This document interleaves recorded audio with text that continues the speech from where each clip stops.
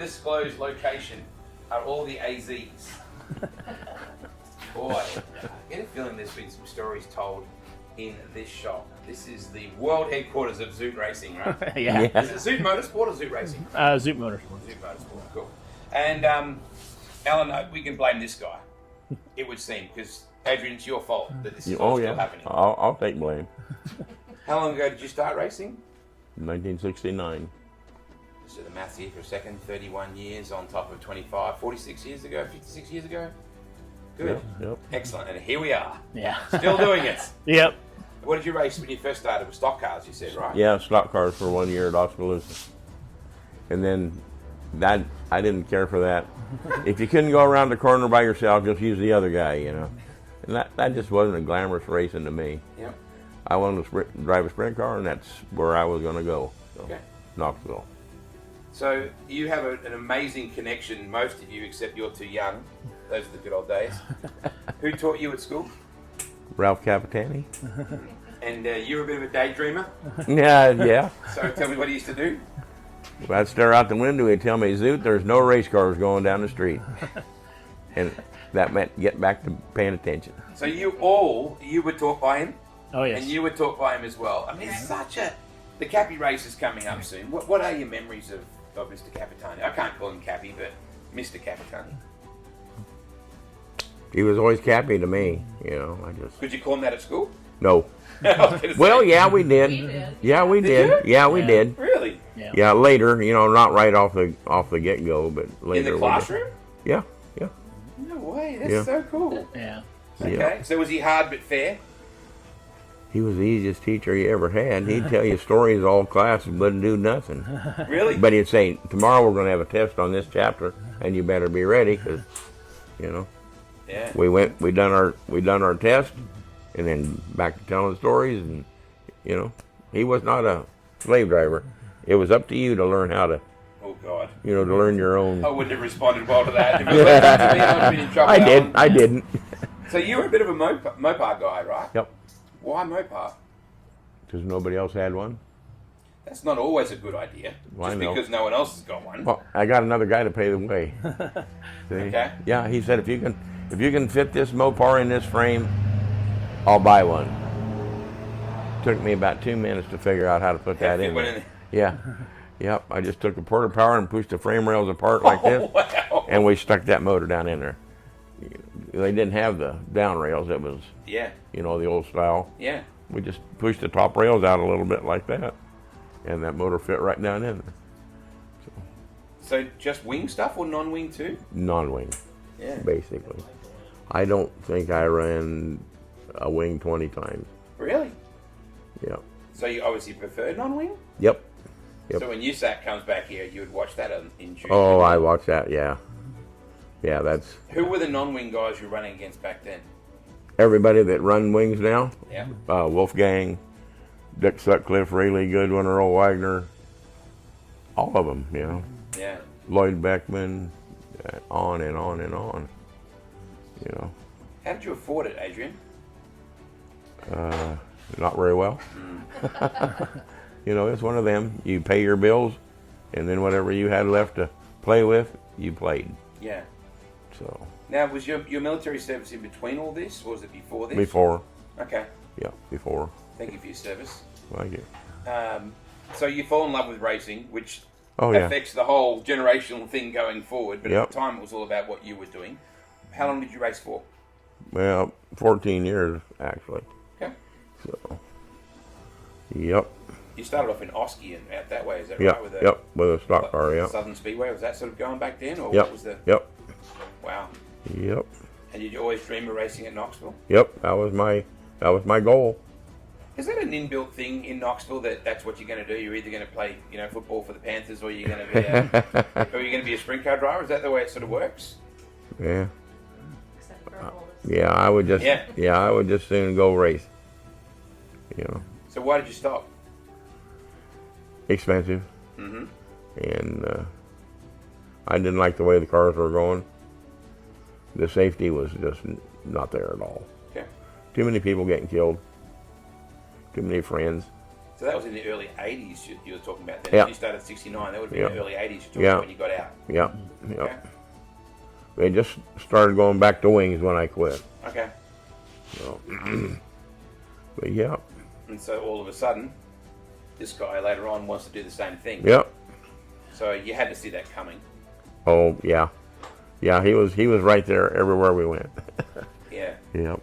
Well, when you look at Garrett Tatnall, it's exactly the same way. And now obviously Garrett is racing as well. So, you know, it's part of the Oh yeah. planting the seed in a way Yep. to grow the corn. Yep. But you were involved in Knoxville Raceway too, Amy. I was. Yeah. My grandpa was on the fair board, Jim Goff with Cappy. There's even a little picture of him on my dad's bulletin board of the famous race stuff. And I grew up there. My mom worked concessions. I worked concession. I was trophy girl once. I was just on the other side of the track and not expecting that side of the track. And then you met this guy. Yeah. And he said, I'm going racing, get used to it. And I cried. Yeah. And you're probably still crying all these years later. A little bit. So when did you start? I started in '97. Okay. So ran a few races and, you know, put Dad's old 20-year-old Mopar in it, and we went racing until we ran out of money and parts, and then frame got deemed illegal because they changed the rules. So then the next year, safer, right? You had a Yeah, light chassis, right. so you had to be happy about that. Oh yeah. Probably wasn't at the time, Yeah. but it was probably a good thing, right? yeah.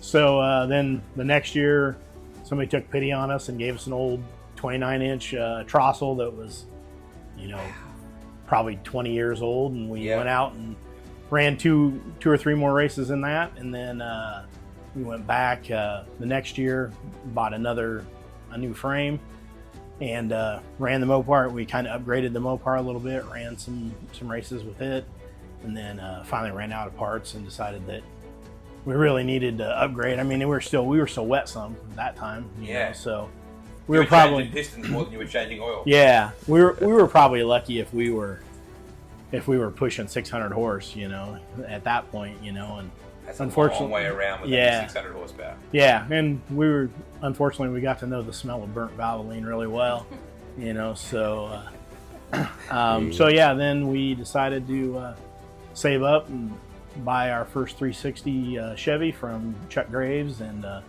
then we just started moving up there for a little bit, and then Chuck helped us for a while, and we just kind of improved our as we could what we're doing. Stacy Redmond was building our motors back then, and at Graumanbeck. So then, unfortunately, in 2002, we broke a couple vertebrae, and we broke a couple vertebrae.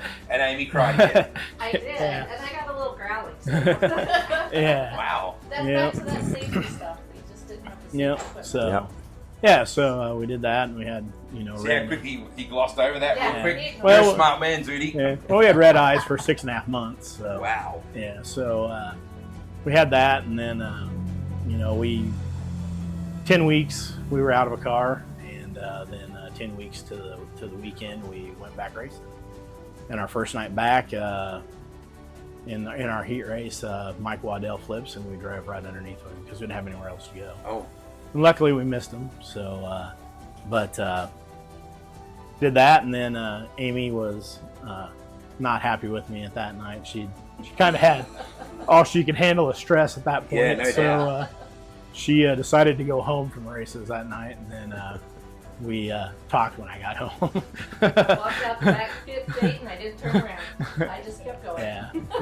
So you know, and then we just when we broke our back, Chuck kind of decided that it was time for him to step away and do those things. So then we, you know, we just kind of started building our own program from there. You know, doing what we could, getting enough sponsorships to just keep going every year. And you know, obviously we couldn't do it without sponsors. Yeah. Do we wish we had bigger ones? Obviously, you know, and we're always looking. But you know, we're a small team, and we just do what we can, and we build where we can, and we race when we can, and if we're out of money, we're out of money.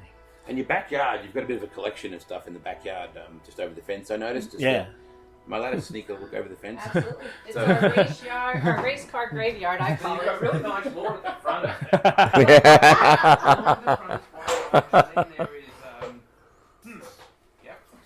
Yeah. And what percentage would you say is Aidan's, and what percentage would you say is yours, Alan? Do I need to go there? Here, the last couple of years, the Aidan's percentage has gone up drastically.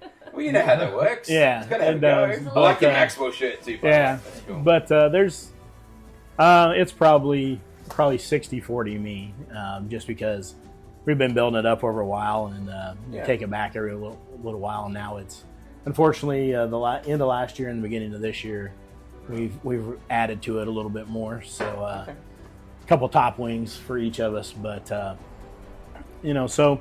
Yeah, we'll take that back and we'll get our cents on the dollar off of our thousands of dollars. That probably won't pay for the gas to take it back. But. Don't even do the math, Alan. Yeah. Don't even, you know how that works, Adrian. That's you don't right. Add up, right? That's right. And I've got a couple of chassis buried in the landfill. Is it, you're growing up, you're all Knoxville born and bred. Yep. This is just your hometown. Not just your hometown, but it's your hometown. To people like me and the rest of the world, you know that this is a very special place, right? Oh, yeah. Yeah. Do you get any sort of sense of that? Like, there's 25,000 people in those grandstands, but... Yeah, you do. And when you travel, we spent, we spent a year in Tulsa, Oklahoma, going to school. Yeah, right. And, and we walk up to watch the races, and they're telling us how great the Tulsa Fairgrounds is, and we walk up there, and they're like, "Where are you from?" And we're like, "We're from Knoxville." And they're like, "Oh, you probably won't like this." This isn't Knoxville. Yep. So, yeah, and just those things. If you're a race person, you know what Knoxville, Iowa is. If you're not a race person, you say you're from Knoxville, and they're like, "Oh, Tennessee." Yeah. And you're like, "No." Yeah. So, no, the real Knoxville. Yeah. Yeah. Yep. So, and then of course, every race car driver will tell you, as you travel around, you do those things, you forget how spoiled you are in Knoxville. There's every racetrack has things that upset you and you don't agree with, but you really truly forget how spoiled you are with the facilities, the people, the safety crew. As we talked earlier, how safe it is. Yeah. You can see stuff running across the track at Knoxville while you're racing. At other places, you're lucky if you can see the car in front of you sometimes, So, if all you've done is spent your time at Knoxville, you don't realize what it's like everywhere else. Crash crew, infield crew, Yep. push Yeah. trucks, Yep. even those four-wheelers, the quads, they work really hard getting everyone lined up in there. Definitely. The McCoys, Mike Fisher, this is your Yep. B-main. Yep. But there's just so much that's iconic about it. Yeah. It reminds me of a huge, big aircraft carrier. Right. Yep. And everyone's got pride in the uniform. Yep. How do you measure a good night, Alan? Let's be honest here. Sponsors would be good to get more of. You're a budget absolutely. team. You always have been. Yep. How do you measure a good night? Is it always results based? Well, obviously, you want to make the show every night. We want to finish in the top 15 or the top 10 if we can. Those nights have been few and far between lately, but we've made some shows. We've done those things. Our with time trialing being such an important thing at our format, it makes it a little tougher for us because we don't have a killer bullet, Yeah. But if we can race in, get in, and we don't tear anything up, we move forward, we're usually happy with that. I'm not going to say we're always happy with that. Yeah. Because obviously we're both competitive and we want to do do as well as we can. And we want to beat everybody. And probably your fault. I get the feeling some of the feistiness comes from Amy. I try to tone it down a lot, but most people that tell you they grew up with me, I'm pretty competitive and pretty feisty. Yeah, I've seen that. Last year I saw you. And unfortunately, you and I had our first interview in the middle of turn 1 and 2. Yeah. But it wasn't as big as the other one, which we'll talk about later. No. So how do you, financially, what does it cost to put a car on the track? Like, realistically, with the way you do it, you're not putting new tyres on the thing all the time. You're running the motor as often as you can and all that stuff. What do you have to budget for? You mean for a year? Or? No, for a night. Have you ever done it like that? Have you gone for a night? Whatever's left? It's about $900 to $1,000 a night. You know, you figure. Luckily, we have people that help with that. My uncle helps. Yeah. We have some people that are anonymous that come down. Good. And those $100 handshakes go a long way. So they do help. They do. Those things. And anything we can do, and other racers, that they help out and we can do it. We've got people that treat us really well. If we need to if we need to buy something and we can't afford new, we've got a few teams that are really good to us and treat us well and give us quality product for what we can do, you know. So Garrett Tatner was telling me last night, several of the Outlaw guys just gave him tires. Yeah. You know, like that sort of stuff helps for you as well? Oh, yeah. You know, anytime that you can, you know, especially with tires are $360 right now, and next week they go up to $400 a tire, you know. So it's really tough to put $1,600 worth of tires on every night, you know, and go racing for us. It's impossible. And that's something else that I'm really impressed with as well. I didn't really mention the Duncans. Like, wow, the effort that Duncan's put in on preparing the racetrack. And it's very rarely is it dusty. Yeah. You know, it's generally pretty hooked up, but it's not that bad on tires either as a general rule. So yeah, Knoxville's always been pretty good on tires. As you know, I'll tell you though, like when I started, if you'd go through 30 tear-offs in a 20-lap race really easy. Yep. There for a couple years, you might go 30 tear-offs in a season. You know, and now this year definitely way better. There's a lot more grip in the track. We still get good slick wide track. You know, we can do that, but there's also good moisture on the top and bottom, and usually there's some through the middle where you can get a hold of something and move on. You know, so, and that's going to be important because even the big teams, you're seeing it now, the World Outlaw guys are balking at $400 a tire, you know, so it's going to be vitally important. And I know that evens the playing field and locks it down a little more, makes it tougher to pass and all those things. Yeah. But, you know, you can't afford to be blowing tires off the thing every week. Right. And it'll be amazing if tracks start getting tackier again, everybody will figure out how to pass on a tacky track within a few weeks. They always work it out. They always figure it out. You know, we've done such a good job of increasing our technology to get hooked up to a dry slick track. You know, and that's kind of where everybody's gone, you know, and that's just how it was. But like I said, when I started we could run 3 and 4 wide and there was plenty of passing and it was tacky all night, you know. So I've been coming to Knoxville since '92, and I feel bad saying this, I've never actually had Fast Freddy's Pizza. To me, I drive past it every day. It looks like a frat house. To me, is it bad? Was it ever a frat house once? No. It looks like no. It was actually a tax. Was a tax place, and real estate place. Yeah. And what was the other one? I can't remember what the other one was. Real estate was the last one in there. Either way, I need to go and try. I need to go and try that pizza. Yeah, it's good. I do see it every day. It's right in the old Blockbuster video. So Roger and Dorothy Carter, who started it, actually are not in it anymore. Yep. They sold it, so it's under new ownership. So yeah, definitely go try it out. Yeah, they need to support the Zoutte. You have your own pizza there? Do they call it? We don't. You don't have a Zoutte special? And actually, we're not sponsored by them this year. Well, they could be, though. They could be. Right? This is what I'm basically... Stick with me here, Al. I'm trying to get you... I know you like wings, but you need to get pizza too, right? Yeah. No, so, but yeah, I mean, they've always treated us good in those things, but you need to sponsor the Zoutte. All right? There's all your love for that. So we had to break out, you know, this is another one, we had to break out the backup car here after a couple weeks ago, so it's still got all the vinyl and everything on it from there, but for everything they've done for us throughout the years, we're definitely not ashamed to have their name still on the car. So stand up next to your kid here for a second, because I want to do a comparison. Clearly one night in particular you were right on your game, because he's significantly taller than you. Yeah. So what do you do about cars? Like, you looking for a tall boy one day or something? Yeah. They make the Aussie Triple X car that'll probably is what I'll end up getting. Yeah. So. Yeah. Okay. Yeah. So. Well, Mom's back there looking tiny. You're sitting back there and hiding. Well, you want to see this? Watch that. Yeah. Adrian, stand up next to him. Yeah, Rob. I'm the short one of the family. And his other grandpa's about as tall as Adrian. Yeah. I was going to say compact. Yeah. It's different. Yeah. Why do you do this? Fell in love with it, you know, when I was a kid. Like I said, you know, just traveling. We didn't travel a whole lot with Dad, but we were always in the garage and doing those things.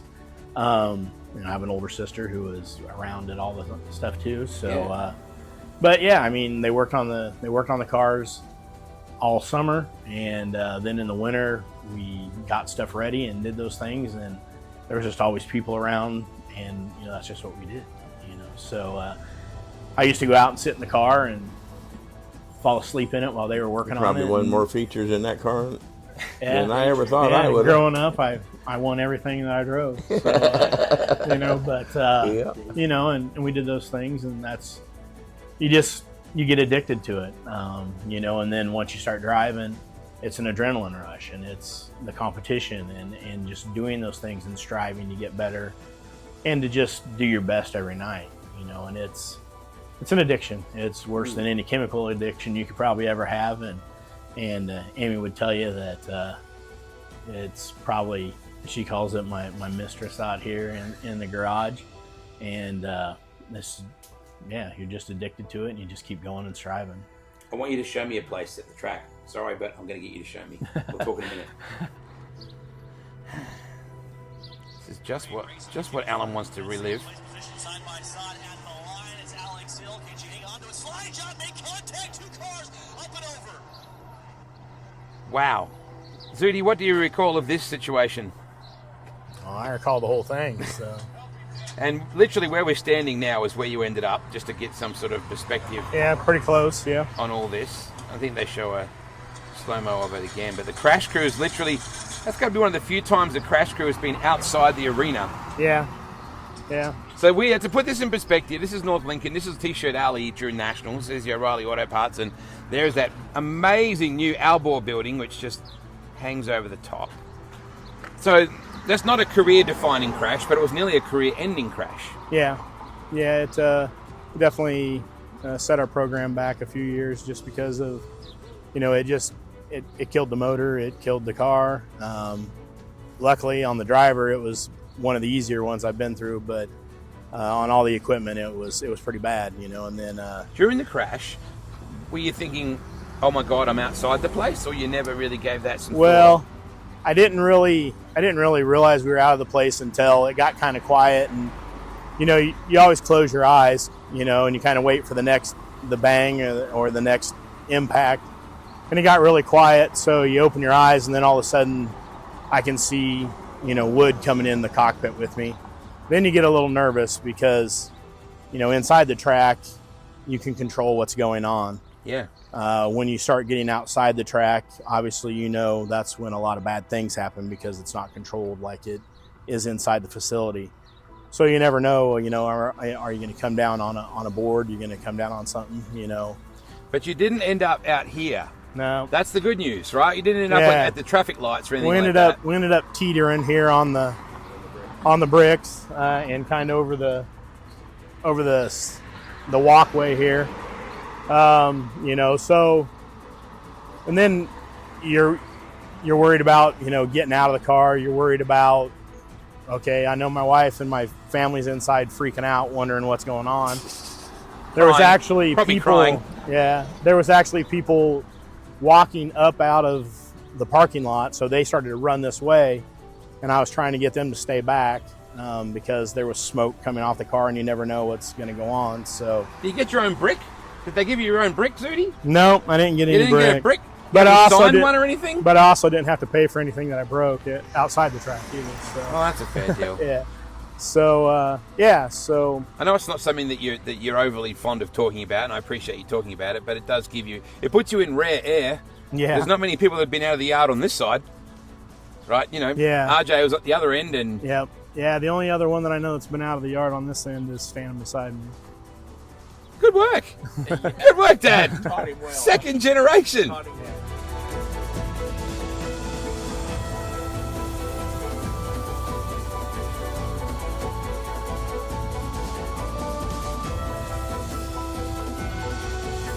I love it. So, But he made it to the highway. no, he didn't make it to the highway either. I made it out there. Out there, so That was before they had the brick. lot With a lower, Mopar? Yeah.